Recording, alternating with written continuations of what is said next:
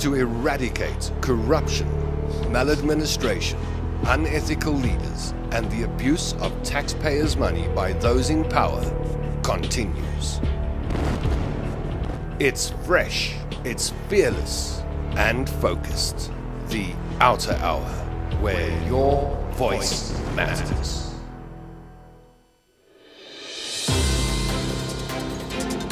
Chief Executive Officer of Outer, Wayne Duvenage, joins us tonight. Rudy Heineke, Portfolio Manager, the man who watches state capture like a hawk, joins us tonight, as well as famed economist Azar Jammine, joining us on the show to talk about the midterm budget speech. We'll also be chatting about the Matsela Koko arrest and more on tonight's Outer Hour. Hello to you from me, Tom London, with you for the next 60 minutes on the weekly Outer Hour show, coming live to you, wherever you are right now, inside or outside South Africa's borders.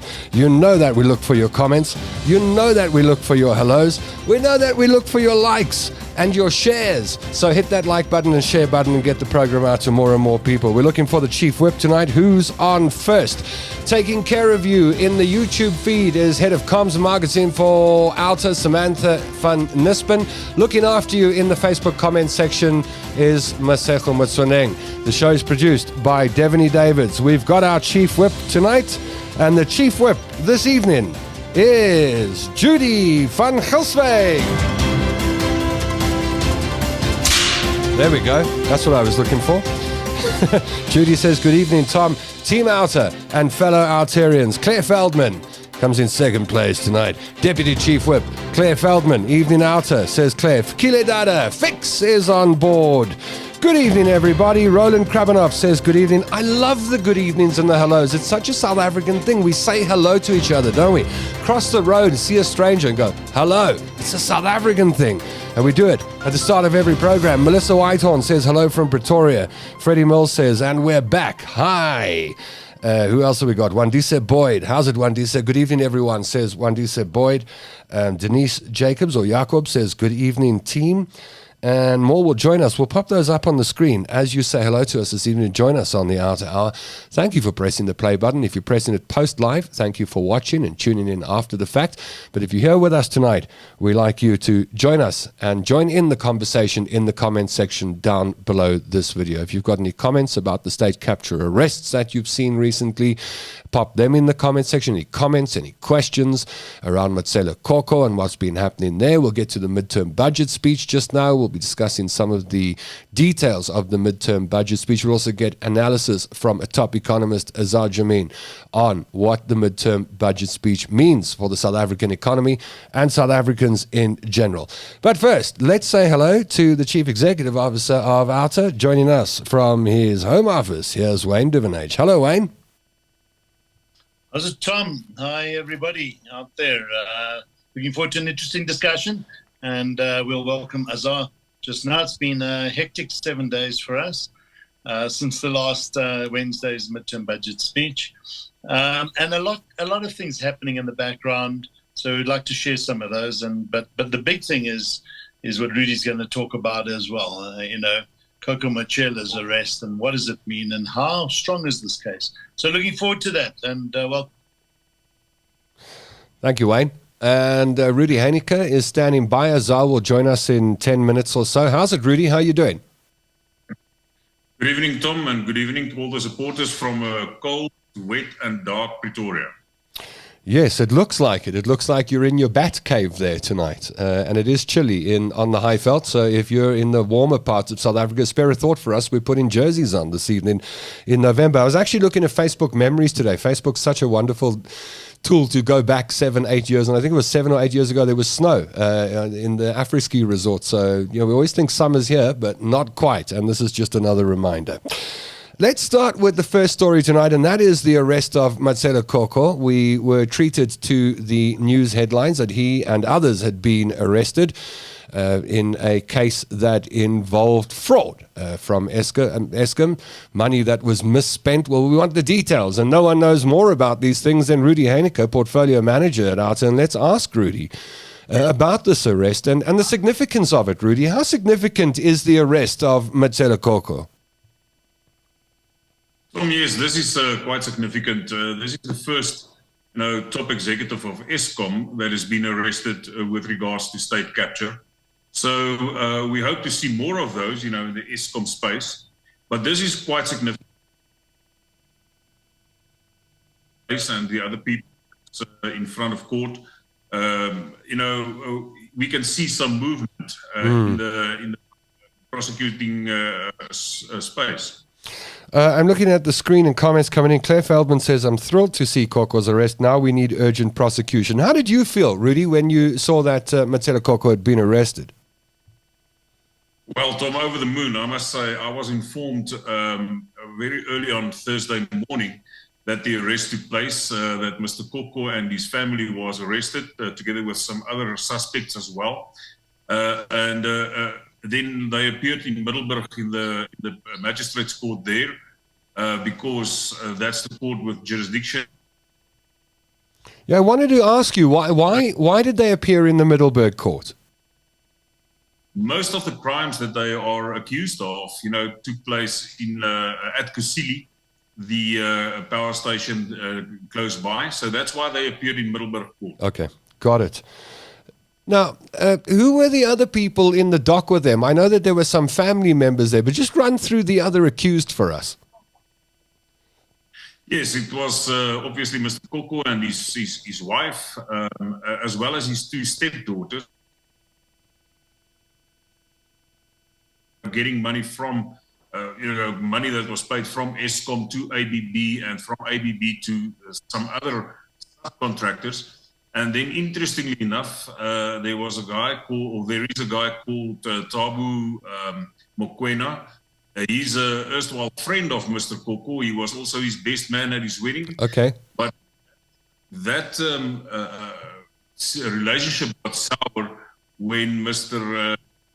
Did not pay the loot over to Mr. Koko. And that is why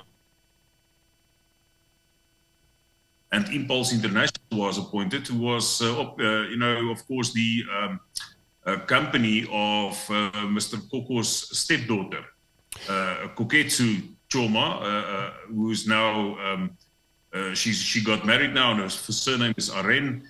But they were all in the dock, together with some other people that were also involved, either from ABB and also a very big, or a very senior position at Eskom was Frans Sithole, who was the manager at Kusile.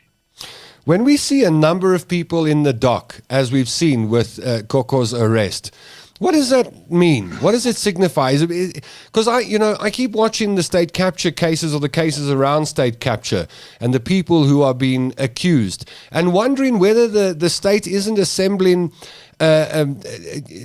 putting people in a position, let me put it that way, that somebody is going to spill the beans on the whole lot. That somebody is going to go, what is it, Section 204, and just lay down everything that went on. Is there any hint of that? Do you think that's a strategy, or is it as simple as these are the accused and they're all going to face they're all going to face the same charges and punishment? Well, Tom, I think that the investigation done by the investigating directorate, the Hawks and so forth, they did a very good investigation and they're very sure about their case. So I do not think that they will offer any witness, any kind of, a deal to come and testify on the state and to come off on that. But also we must look at this arrest of Koko and the Eskom case, together with all the other cases. We tend to forget these with regards to state capture. We do have the big Transnet case, and now we have a quite significant and a big Eskom case where billions of rands were involved. But we also have the Free State cases, two of them. And we also saw, the first politician, Mr. Mosebenzi Zwane, who appeared in the dock. So there's movement. It's positive. There's a lot of preservation orders that were obtained by the NPA as well. So we are moving in the right direction, and we hope that the prosecutions will be successful. It's going to take a long time. Sure. We must make that. But we are moving in the right direction. Obviously, if story that played off for 5 years in front of Chief Justice Zondo, there are still many should be investigated and that should be charged. More to come, hopefully. But obviously, yes. Let me ask Wayne, do you get the feeling that the NPA and law enforcement is gathering momentum now, Wayne? Yeah, somewhat. As Rudy says, they're going to be at this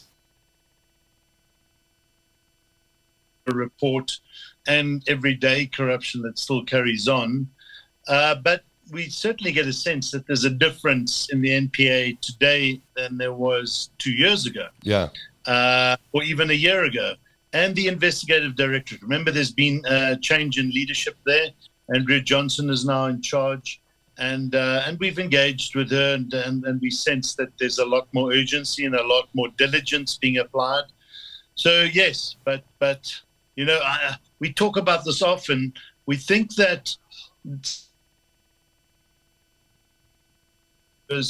we will be fighting the cases that are in the Zondo report, and there's more in there that didn't even come out in the Zondo report, for another 10 years. Wow. Unless the national anti-corruption strategy suggests that we have, corruption court specialist investigation teams, more resources and so forth. But there's definitely a far greater improvement today than there was a while ago. Yeah, very different to a year back.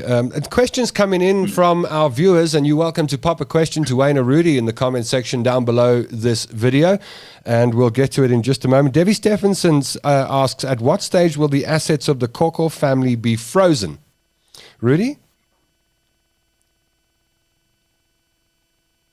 There's obviously I've looked into the matter, and there's a few nice properties, and obviously we know that there's always nice cars, but we will have to see, if that will. One other thing that I just want to mention is, what Wayne said about the information that was gathered by the Zondo Commission. I think it is very, very important that trove of information, public should get access to that, because I do believe a whole lot of other cases that didn't surface and didn't come into the public domain, that is still there, information that is still there that can be looked at. So I do believe that is important. The other thing that's very significant is that the president announced that the investigating directorate will now be a permanent fixture. It was appointed for a period of 5 years, but it's changed now. So it gets the feeling and the look of a Scorpions kind of unit. Touch on it later with regards to more funding that was in the midterm budget speech announced, that will go to the NPA and that will go to the I-Lead, their coffers, and that will imply that they can, do or appoint more investigators, better and equipped legal eagles, and hopefully, we will see then and successful prosecutions to come. I think let's plug that conversation about extra funding and what's coming in the future onto the end of our midterm budget speech conversation, which we're about to have, because it ties into that. And we're joined now by, well, when you think economics and you think economists, you can't help but think Azar Jammine. Azar, welcome back to the show. It's good to have you with us. Thank you, Tom. Thank you very much for having me. Nice to see you on the screen. I know people are always excited to see you on the Outer Hour. We have been chatting about the arrest of Metsela Koko, and we've been talking about extra funding to law enforcement agencies. A lot of this was spoken about in the midterm budget speech by our finance minister.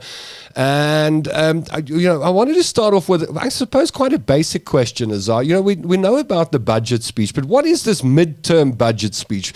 What is a midterm budget speech? Why is it there, and why should we pay attention to it? It was a procedure that was introduced 26 years ago, I think, in 1996. It basically, I think, the government feels that there's far too long a gap between a February budget one year and a February budget the following year. And in the interim, a lot of things can change. And it was just felt that in order to ensure more continuity in planning of expenditure and revenue, that one needed to update events and forecasts and budgets accordingly. It is not a full budget, however. Yeah. The full budget itself is characterized by changes in taxation, and the midterm budget policy statement does not involve changes in taxation. What we did see was changes in spending, at least when it comes to taking over Eskom loans and Eskom debt, etc. Well, there was nothing definite about the changes in Eskom loans. It was just the statement of intent.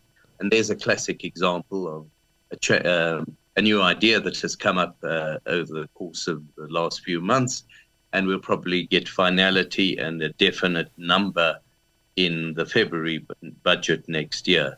But the notion of shifting some of Eskom's debt onto the government's balance sheet was introduced last week in the MTBPS. So in layman's terms, the minister stands up and says, this is what we are thinking and prepared to do. This is our intention, but there's still a lot of work that needs to take place when it comes to ironing out the finer details.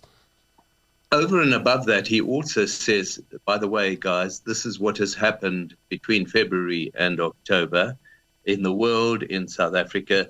We now, as happened last week, he suggested we have to be somewhat less optimistic about economic growth, which may make it a little tougher to collect revenue. Having said that, he also was able to admit that largely as a result of a massive increase in the price of coal internationally, our coal exports have boomed and our coal mining companies are making massive profits on which they are paying extra amount of cash that wasn't foreseen. So, he's enabled us to catch up on those developments. And also, we've had, the day after the budget this year, we had Putin invading Ukraine. Yeah. Embarking upon a special military exercise. Yes.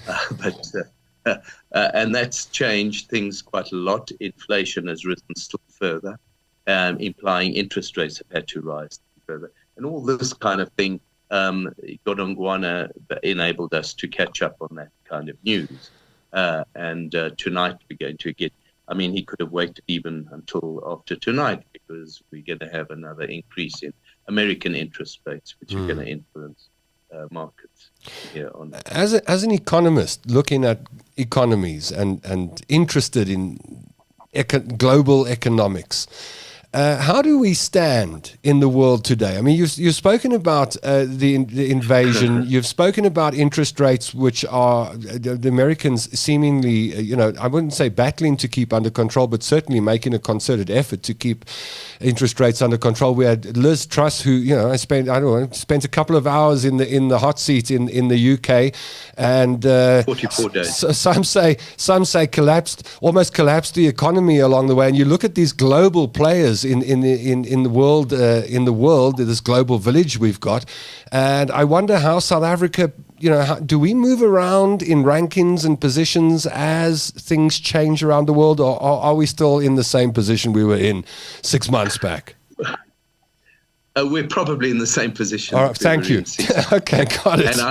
And I know that because one of my favorite starting slides in presentations is look at relative growth rate forecasts put forward by the IMF. And in South Africa's case, we're still in the bottom half, probably 3/4 of the way down, but there are 4 or 5 economies that are growing even more slowly than we are at present, and likely to continue doing so. And we were in that position in February. For some time, yeah. Is that really what we're after, Azar? Is that the golden number, that the growth rate? I suppose that from a fiscal point of view, it is a golden number theoretically, because the faster that your economy grows, the more revenue is generated left, right, and center. And when there's more revenue and profit generated, there's more tax to be paid. And that in facilitates the greater spending unless you increase your borrowing requirements. So the day we see the growth rate climbing is the day we can start preparing for celebrations. Not even celebrate, but preparing for it, I suppose. Yeah. The day you see the growth rate picking up, absolutely, yes. Got it. Having said that, yes. Of course, GDP tends to mask a lot of ills. I mean, I was on a webinar yesterday, and a leading labor expert in South Africa said, I have to say that in the midst of all this gloomy news, there has been a pickup in employment, a significant pickup, and employment levels are only 5% below where they were pre-COVID. And I turned around and said, yes, but GDP is actually where it was pre-COVID. So it means employment has not kept pace with GDP. And that's a sign that South Africa is going more and more capital intensive and less labor intensive. It poses interesting questions for how we position ourselves as a country in the future. There's all this talk of getting back into manufacturing, etc. So sometimes I wonder whether that's something we should even be looking at. You're absolutely correct. I think it's pie in the sky until such time as you start fixing your skills base and getting people more and more skilled to be able to add value in manufacturing. On the contrary, we've been losing value added in manufacturing badly over the last 20 years. Got it. Wayne, the midterm budget speech also brought in the end of e-tolls.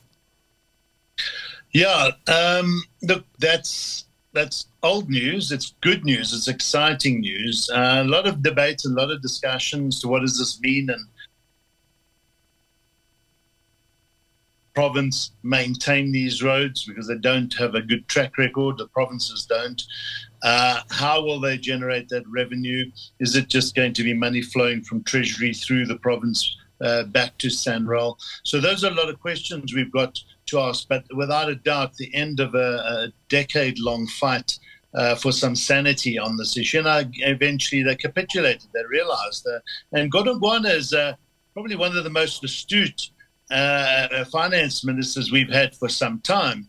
And it took him, Tito Mboweni just wasn't going to bring himself. I was going to ask you that question, Wayne, because while Tito Mboweni was finance minister, he made it very well known that user pay and the system stays. Was this decision down to one individual at the end of the day?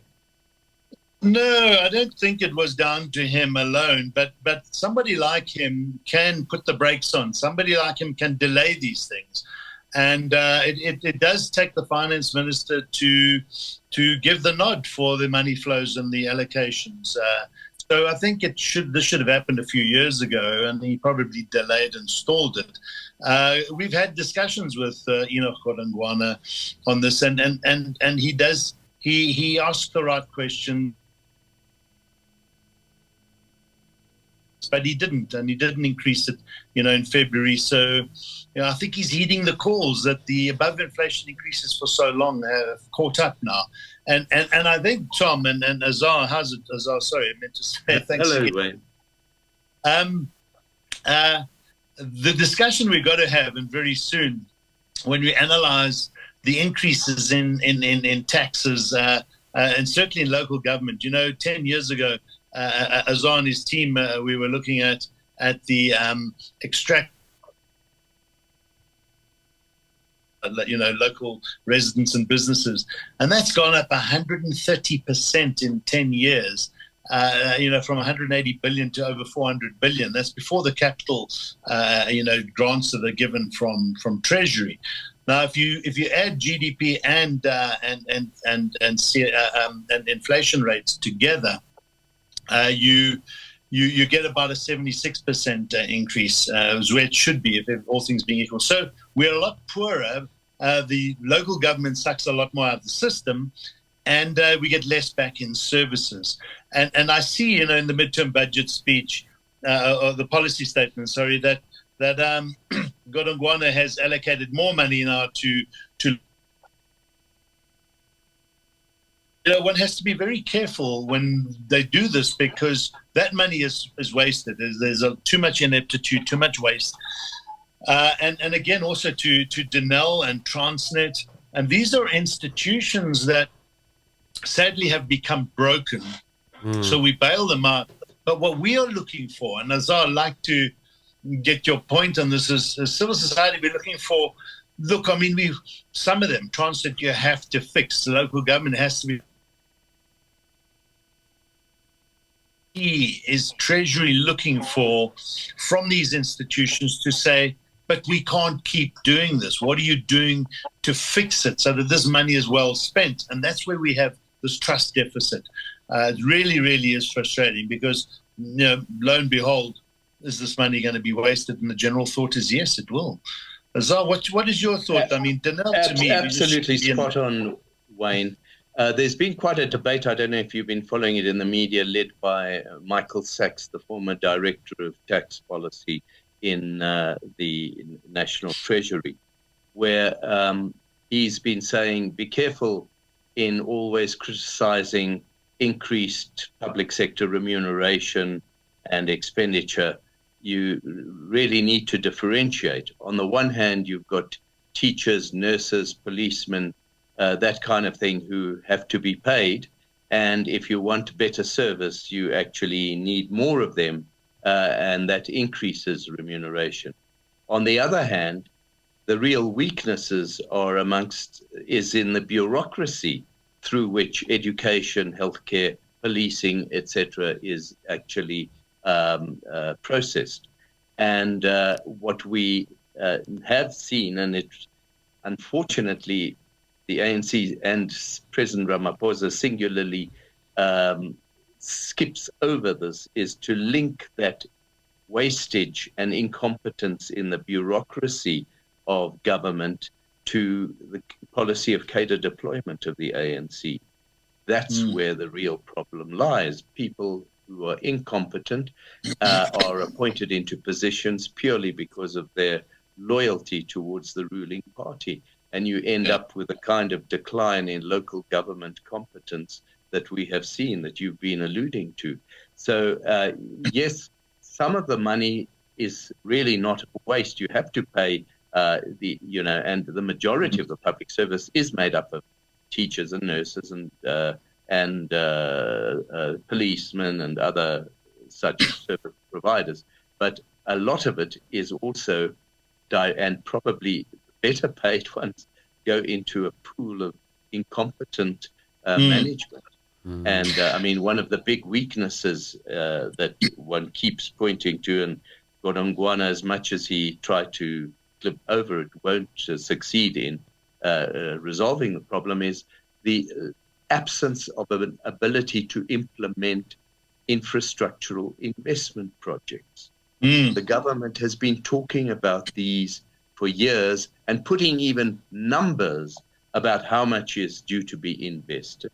But if you add all those numbers together and you look at what has actually, they don't tie up at all. And a lot of that has to do with the incompetence of the decision makers on how spend that money, and not only incompetence, but obviously there's corruption, procurement corruption. Yeah, we see a lot of it. And another concern,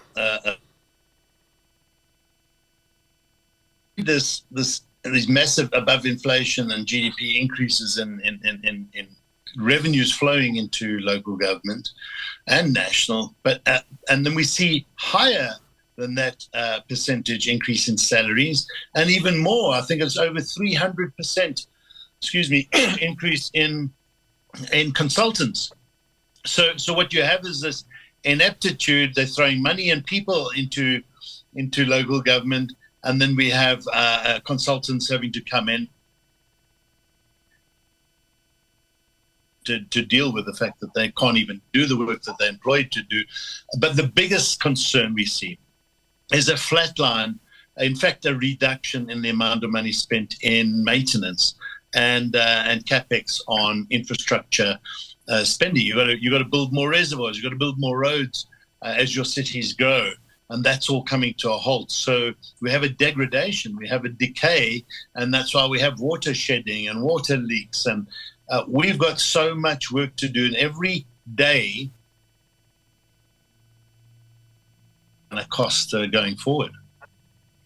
Absolutely. The latest one, I just want to add it because it's so much on my mind. Every time I travel, I go to the airport.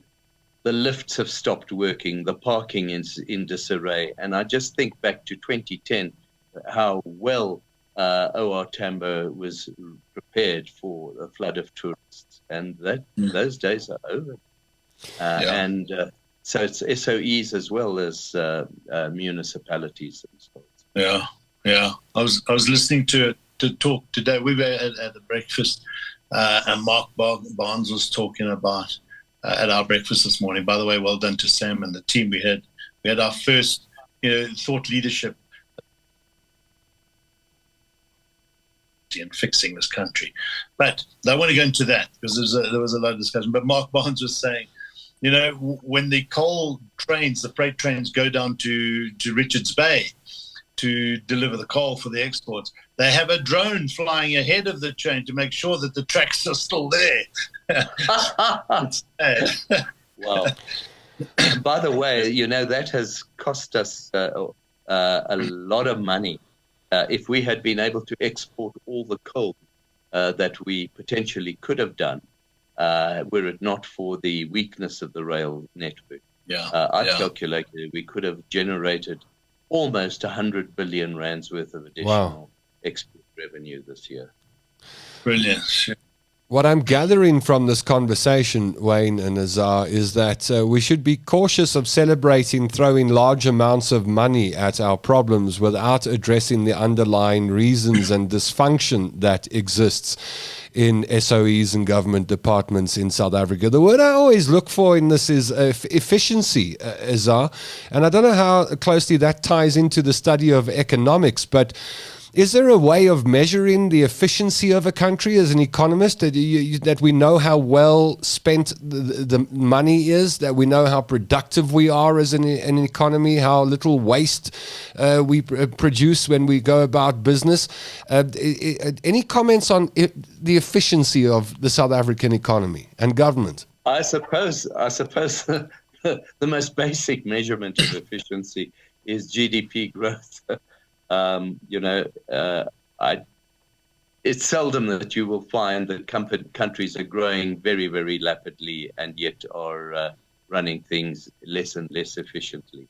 That only occurs when there are major windfalls, and we are not seeing it. We have had a windfall now with higher coal prices, and yet we are still looking, and that's the saddest part about the situation. We are still looking for economic growth of no more than 1% next year. I mean, really? Yeah. That is really... it's dismal. I mean, the word I'd use is dismal. Where do we look for economic growth, Azar? What are the industries and sectors that we need to be looking at? If you were running this economy, where would you point the government of this country? The simple weakness of this economy is we are seeing declines in service delivery. We are seeing declines in maintenance of infrastructure. You can turn this economy around massively if you fix that.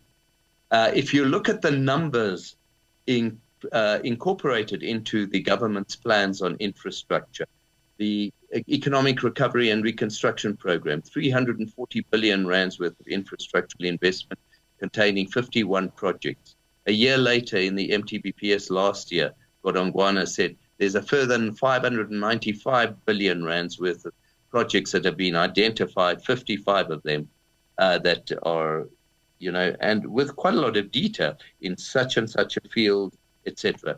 Ramaphosa spoke about, guys, I've nearly got to my objective of $100 billion worth of investment over 5 years.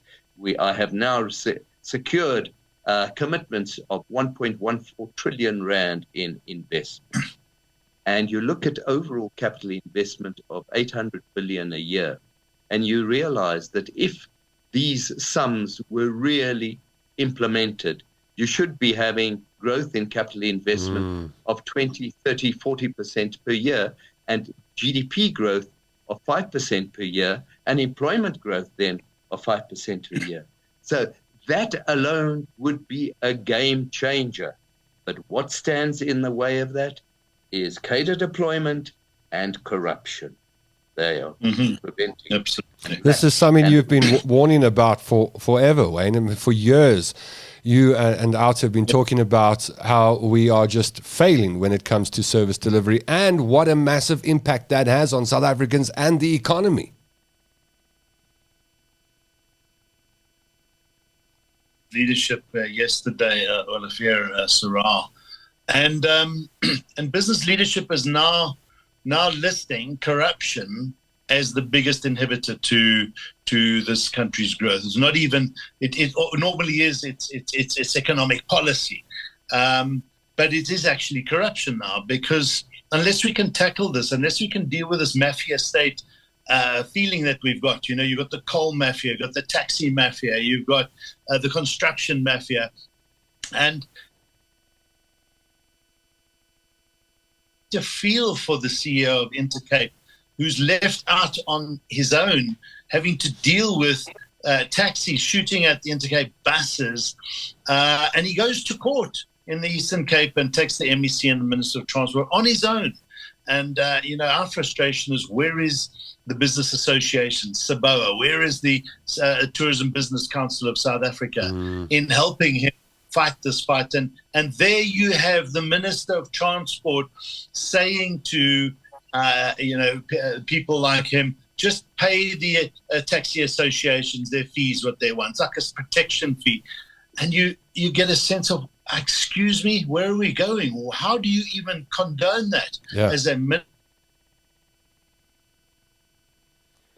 Are we going into a Colombian style of operating now? Is this what we must now expect, that there's going to be a cost to corruption to do business in this country?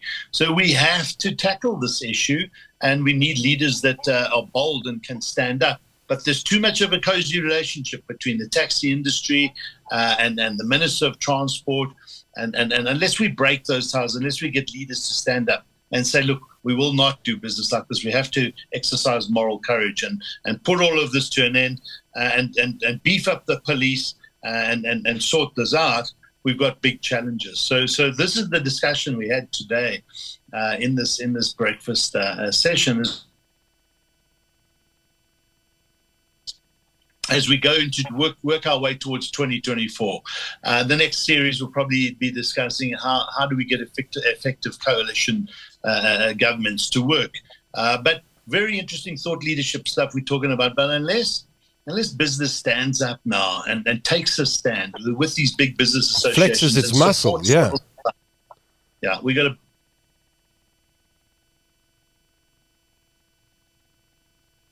Okay, we are having a couple of issues with load shedding and connectivity tonight, but I hope you're bearing with us. We're getting the gist of it from Wayne and Azar Jamin. We'll get back to Rudy Heineke at the end of this conversation, talk about what stood out as far as money being attributed to the fight against corruption and crime. But let me ask Azar, while we've got you, Azar, what else stood out in the midterm budget statement? What caught your attention?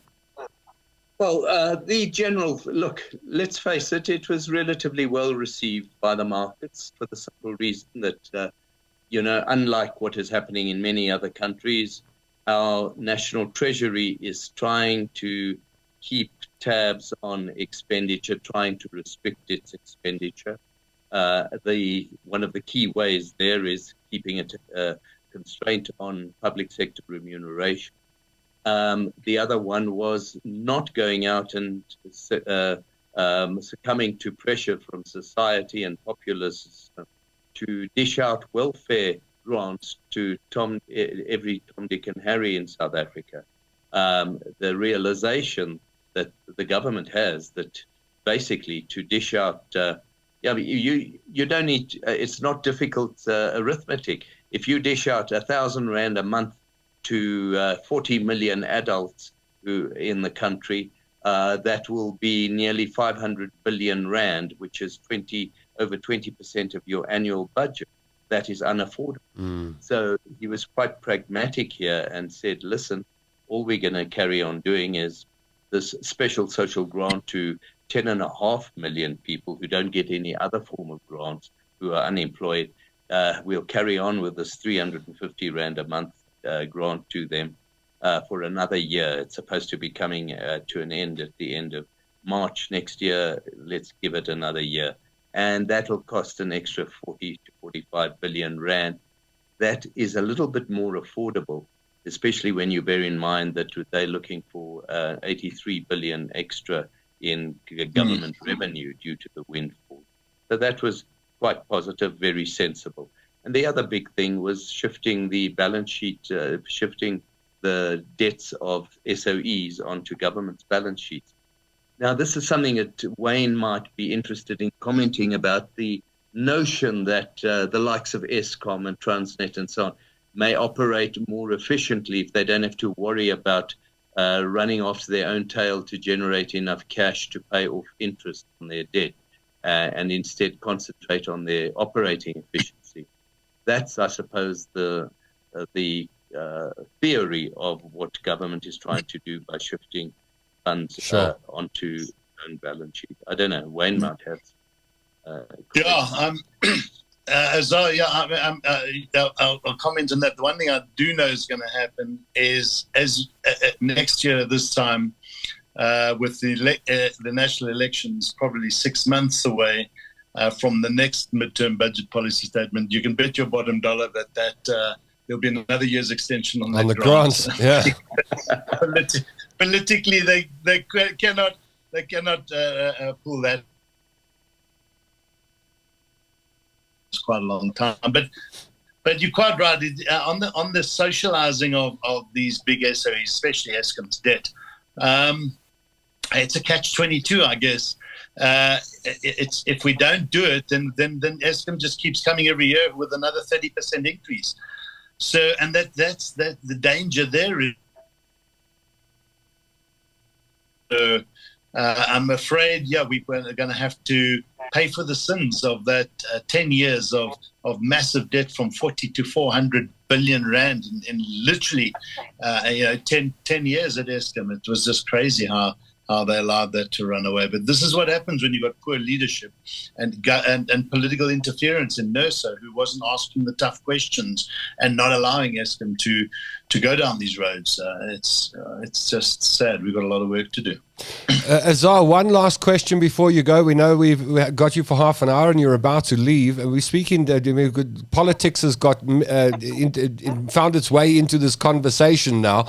And I wanted to ask you, do you pay as much attention as political analysts do on the ANC elective conference coming up, and what effect that could have if we get the wrong type of leadership in the ANC? Could that swing the economy in a direction we don't want? I mean, is this something you're watching?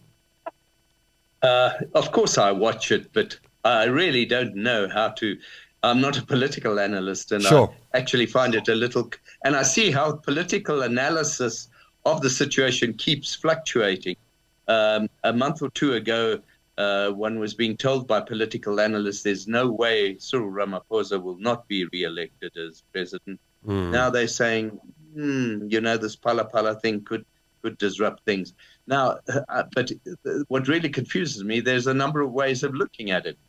On the one hand, you could say, well, at least if Cyril does get re-elected, if there's continuity, a little bit of certainty and stability, and if you want to be very optimistic, you can say, well, once he's got the election behind him, has another 5 years to go leading the organization, maybe he'll start looking after the country rather than worrying about the party and start implementing the reforms that are really needed.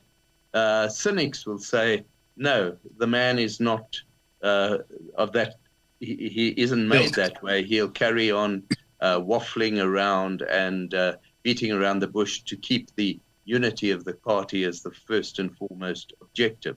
Then you go a little further than that and say, if the ANC, if the government does not pick up its boots and start succeeding in 2023 and doing what we hope it might do, then in 2024, it stands to lose its majority in the general election.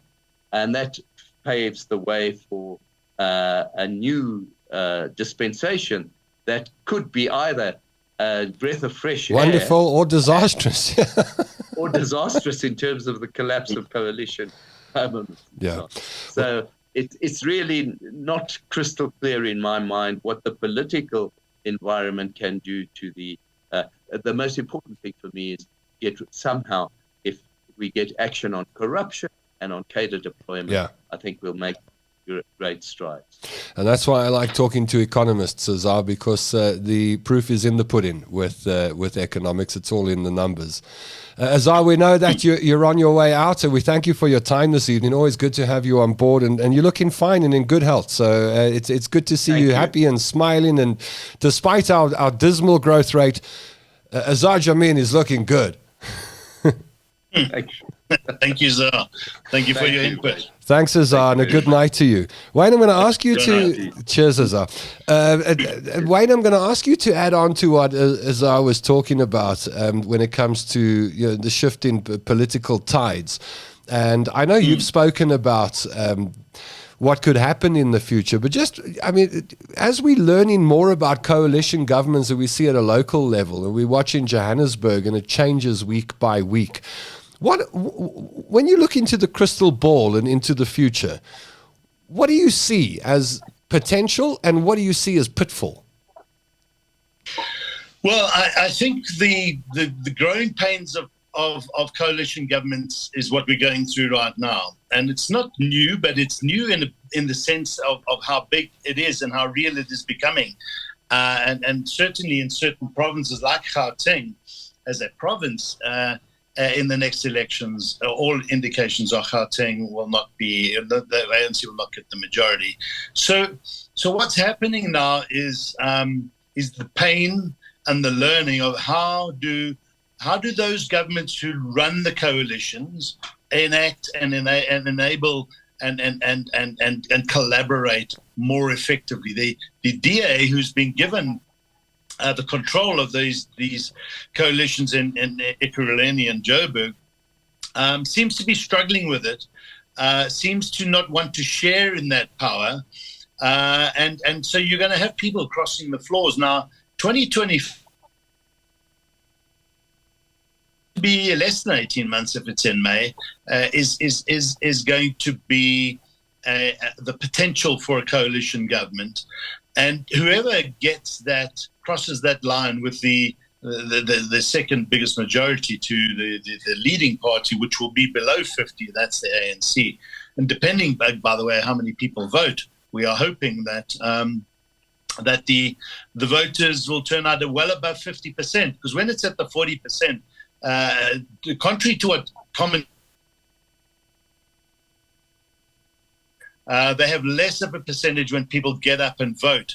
And we've got a lot of work to do as civil society and business and everybody to say this notion of, well, there's nobody that I really like, so I'm not going to vote, is the most dangerous one. You have to vote for the least bad and just to get the change that we need.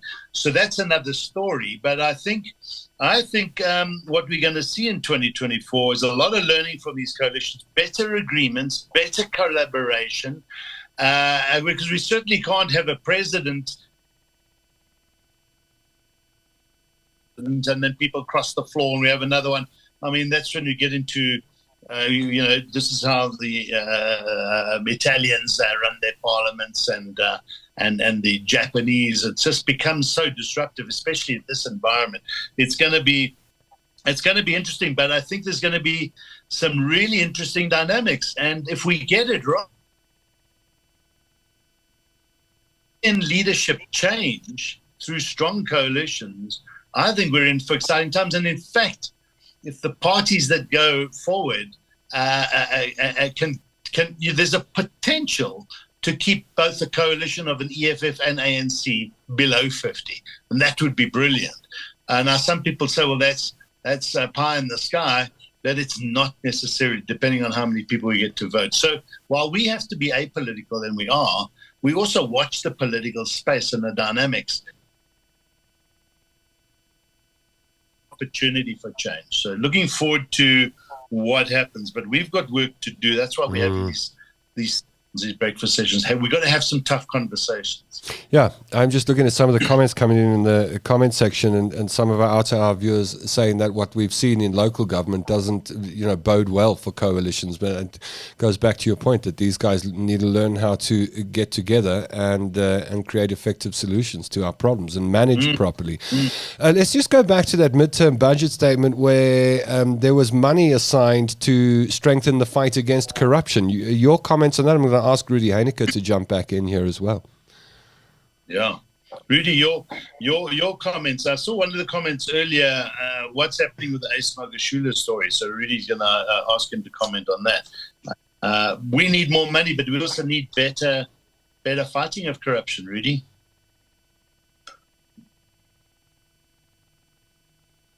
Matter.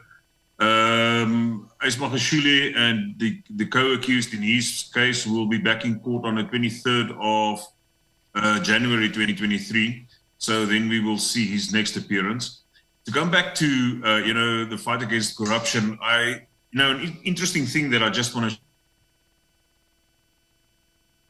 Thabo Mokoena earlier tonight, who was also arrested with Marcella Koko. Now, it is interesting, Wayne, you and Azar were talking about cadre deployment, but I also want to talk about cadre involvement, where a man like Mokoena was at one stage the Minister of State Security's personal or political advisor, Ayanda Ndlodlo, when she was at the helm of state security.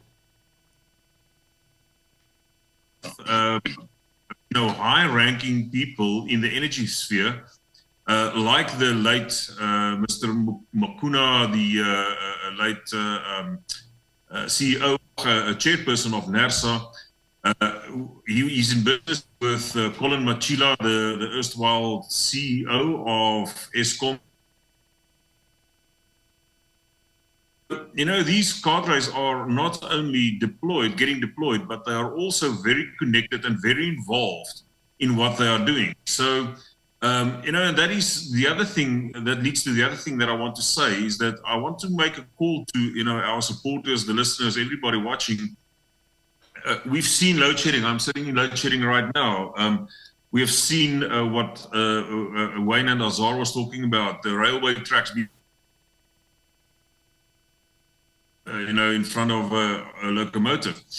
And we need to get that information from the public. At OUTA, we've got a very well-established and well-managed whistleblower platform. Skulk is managing that thing excellently. So we need people to come forward anonymously, just give us the tips and we will direct that information to the right places so that we can start to sabotage at Eskom, the theft that's taking place all over the show. Local government, provincial government, national government, doesn't matter. If you work there, if you've got friends that work there, please come forward with information so that we can close these, back doors for the people and that we can also look at, get a closer look at the cadre involvement. Absolutely. Wayne, with all of that in mind, I really has just been speaking about what still needs to be done, but looking at more and more people appearing in court, and more it seems action being taken against the corrupt. I'd like to ask the question: how far do you think we've gone, and how far have we got in the battle against corruption in South Africa? As I said earlier, Tom, this is going to take a long time.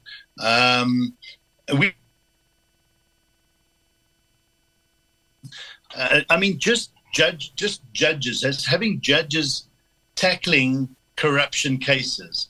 If you get the best lawyers on the side of the Zuma faction, really good lawyers, you can bamboozle judges. So there's a lot of training of judges when it comes to understanding and rulings in corruption cases. Then you need strong investigators. And if sessions we were having that imagine you beef that up, double it, because we lose billions every year. So I say take another 5 to 10 billion rand a year and set up these highly focused, like the ID, but just supercharge it with the best investigators, bring them from around the world, set up corruption courts with judges trained on how to tackle corruption in the court and the rule. Some of the stuff, and whistleblowers, supporting them and getting the information, as Rudy speaks about, getting good information, protecting them, making them feel excited about getting involved in this fight. You put that network together, and then civil society like ourselves and everybody coming in, we can move at 10 times the pace that we are now. So we'll be sitting here dealing with the high-level cases that we've been reading about in the headlines for the last 10 years. In court, in and out of court delays, and we've got to get beyond that. So I'm hoping the National Anti-Corruption Strategy, the advisory council that's now been appointed, is going to work in this space and make these suggestions, but do so more diligently, more vociferously. We've got to stand up and start shouting now and where is business?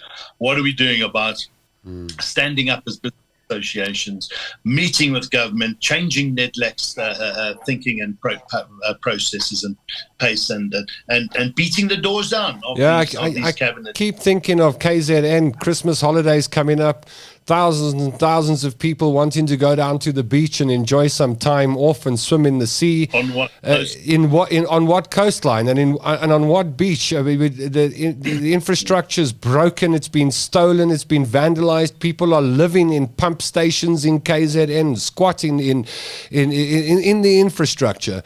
And I mean, as a South African going on holiday, I'm not going on holiday in December, but as a South African on holiday, it's really disheartening. Can you imagine? You waited and saving the whole year to go, and you can't swim in the water because it's full of, I wish I could use the word, it's full of poo. But to your point, Wayne, where are the hotel groups? Where are the tourist associations, the business chambers, etc., that are in KZN, for example? And this is something that's going to devastate those businesses. Exactly. Why so quiet? Yes, 100%, Tom. Why are they not beating the doors down? Why are they not calling for urgent meetings with the Minister of Tourism? And why isn't she not putting pressure on COGTA? And I blame a lot of this at the floor doors of COGTA. The Cooperative Governance and Traditional Affairs Department is the one that has a lot of oversight on local government, is the one that has to be asking the tough questions. Them and Treasury.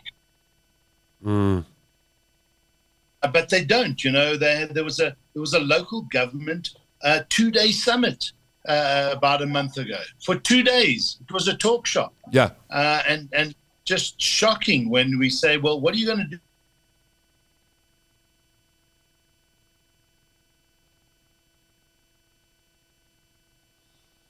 All right, Wayne, you've broken up for a little longer than normal, and you might, I say normal, using the word loosely, and I think you may have just bombed out altogether. So let's ask Rudi Heineke to sum up the Koko arrests and the fight against corruption, and offer us some hope, Rudi, because I've seen some comments in the comment section where people are feeling a bit hopeless at this point in time. Where do we find the hope? And as I say that, I'm just watching our connection to both Rudi and Wayne bombing out completely. I'm just trying to see if we can get them back, and if not, we're going to call it a night because an hour is over. And I see that there is some sort of problem on both their sides. So I think that's where we'll leave it tonight. I was wanting to ask either Wayne or both, Wayne or Rudi, where the hope lies. Because when you look at the headlines and when you get exposed to the rot that we see on a daily basis in South Africa, it's very easy to become despondent. And on a show like this, it's always nice to leave with some kind of hope. And organizations like ours give us hope. So we'll leave that question for another show. What a fascinating conversation with economist Azar Jammine tonight, CEO of Outer, Wayne Duvenage, and portfolio manager, the man in charge of watching state capture at Outer, Rudi Heineke. joined us this evening for an insightful chat. I hope you enjoyed it. I would try to get to some of your comments and questions, but the conversation was moving along so fast that by the time I looked at what was happening on screen, there were literally hundreds of comments that had passed me by. But I do see you've been engaging with each other, which is great. You've been chatting to Samantha in YouTube, and you've been chatting to Masego in Facebook, and that's the aim of the comment section, to build a community of activists who chat to each other on a Wednesday night, and also chat to the guests and get exposed to the information.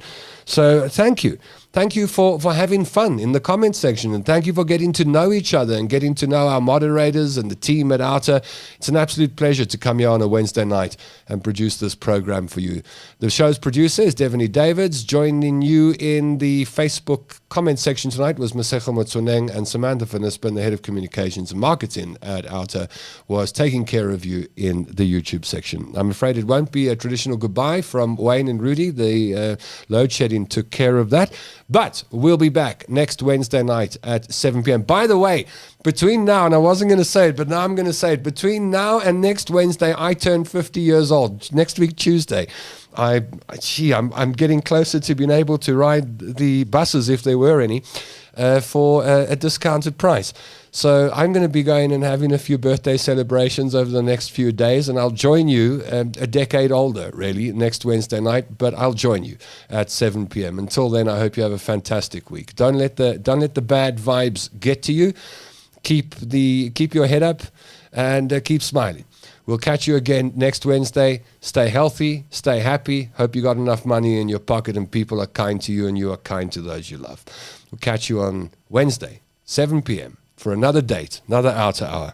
I'm Tom London. And until then, I miss you already. Our fight to eradicate corruption, maladministration, unethical leaders, and the abuse of taxpayers' money by those in power continues. It's fresh, it's fearless, and focused. The Outer Hour, where your voice matters.